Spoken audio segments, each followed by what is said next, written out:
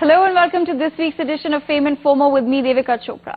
Now, week after week, we bring you men and women who've taken over social media. They've taken social media by a storm. They don't just know the game, they've nailed it. Today, I have with me two women. Their careers and journeys are poles apart.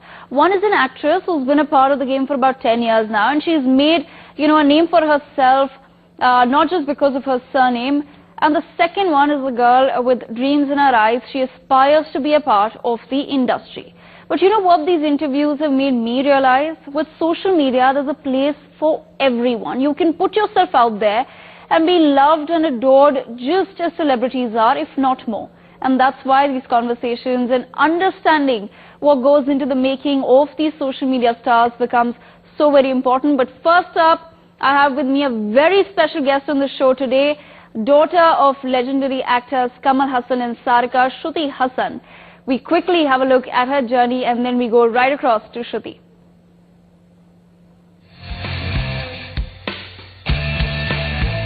Competing 10 years in the industry, Shruti Hassan has made a mark for herself in both Bollywood and Tollywood. Daughter of two legendary actors Kamal Hassan and Sarika, Shruti made her debut in 2008 and hasn't looked back since. She's received recognition for Telugu, Tamil and Hindi films. An exemplary actor, Shruti has stolen several hearts with a quick wit and stunning smile. Now Shruti, your parents are legendary actors. Was acting always your dream as well?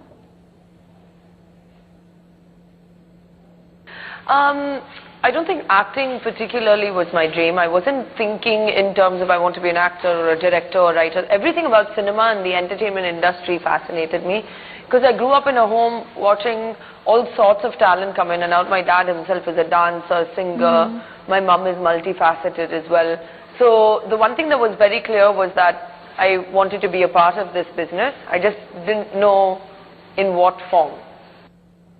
Okay, and Shruti, you've gained recognition in both the South and Bollywood. So is there a preference or do you go by the script and, the industry and which part of the country you're working in doesn't matter anymore?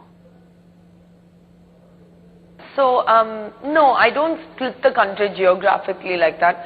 Having said that, I've not been extremely strategic or well-planned compared to other people in my career as well. I've just pretty much followed my instinct. Some of them have panned out like not so great, and then some of them have turned out amazing. So it's really been something that I follow my instinct on. And what about pay parity? It's quite obvious in Bollywood, even though recently some actresses did manage to bag more than, the actors, or at least get an equal amount. So is it the same, down south as well? I think it's pretty much the same all over India, not just in the film industry. That pay parity is something that needs to be addressed.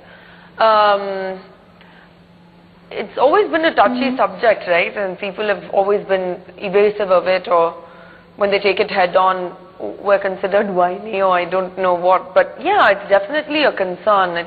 It cannot be so disparate, for sure. And I think the dream of equal pay is quite far away. But I think the steps are being taken, hopefully, towards, closing that pay gap. Okay, and Shruti, then is it daunting to be your parents' kid? I mean, you are Kamal Hassan and Sarika's daughter, so do you feel like an extra performance pressure? This is me flipping the whole nepotism angle, See, I feel that I would be lying if I said that there isn't an advantage to having a surname such as mine. It opens doors, most certainly easier maybe than other people. But I always say once you've walked through the door, staying in the room is equally hard for everybody. And there are comparisons that are made at first that are quite impractical, because nobody can reach a certain level so fast in comparison to someone who's been in the business for 15 years, 20 years. So for me, I do understand that I had a blessing in terms of the fact that, and it's not just to say that the door opened for me, it's to say that it was an advantage because I grew up in an artistic home, being exposed to cinema and a movie set and the way things function much earlier and much more than other kids perhaps who grew up to become actors. So that is an advantage. Having said that, moving on to the real life practical things of surviving in an industry, it's equally hard for everybody. And I think I've never had my parents call in favors, or I've never used the elevator up. I've taken the stairs, so to speak. So I think it is now a more equal sense once somebody is through the door. Okay, and also, Shruti, while some great movies are being made, where do you think we're lacking in terms of maybe our content, and why are we not getting the sort of global recognition that we really should be striving for now? Organization, I think with a little more organization and focus on the technical organization, I think we would surpass a lot of things, because our stories are extremely emotional and layered and rich in culture. So I think that we could contribute to world cinema in a very positive way. Mm-hmm. Okay, and then Shruti, let's also talk about Me Too a little. Why do you think that there was, a silence by mainstream actors on the matter? Because those were voices that would have really mattered when the entire controversy around Me Too, and when so many people were coming out, it would have really made a difference to them. So why do you think there was this silence?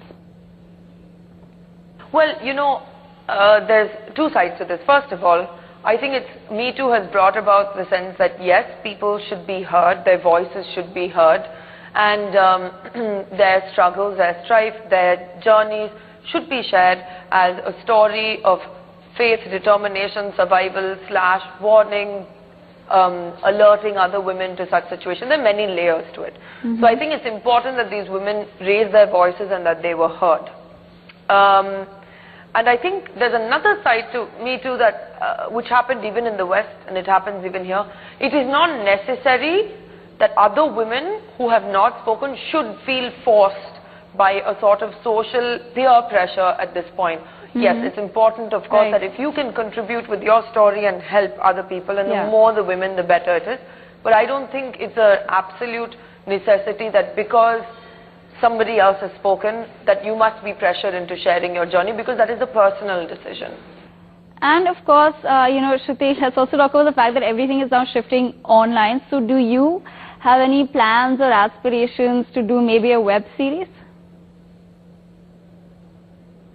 Sure, if there's an interesting OTT show, like an interesting online show that I can be a part of, and I feel that would be fun, I'll definitely do it, because I think that is the future, and I think everyone loves watching stuff on their laptop at home. So definitely, if there's something good and interesting, I'll definitely consider it. Okay, and do you then think that soon the competition will be online? The 100 crore gang will be about online views and not maybe so much about the money? People are lazy, so I think going to the theatre has become a task as compared to watching it in your pajamas at home. It's really that simple. Okay, and at the same time, Shruti, your dad has been an all-rounder. So do you maybe have any plans to step into the director's shoes someday? Oh God, I think the director's job is wholly sacred and very much taken for granted by some people. And I love a good director. There's nothing more I love than a good director, and there's nothing more that annoys me than a director who doesn't understand the value and the absolute gift that you get to make a whole story. So I have a lot of reverence for the job done right, and I would never ever lightly say that I would be a director. Mm-hmm. And of course, Shruti, before we let you go, I have something fun to ask you. Usually we ask ourselves to give a message to when we were little. If the 10-year-old me was watching me now, what would I tell her? But I actually want you to create a message for your future self. If you're watching this 10 years from now, what would you tell yourself? Oh, this is lovely. I've never been asked this question. I always look back and I wish I could tell me then what I know now. and it hasn't changed much, which is, I think, applies to everybody, which is don't sweat the small stuff. It really doesn't matter. Change is the only constant, and it'll all be fine. Well, and on that positive note, Shruti, I have to thank you for joining us, but at the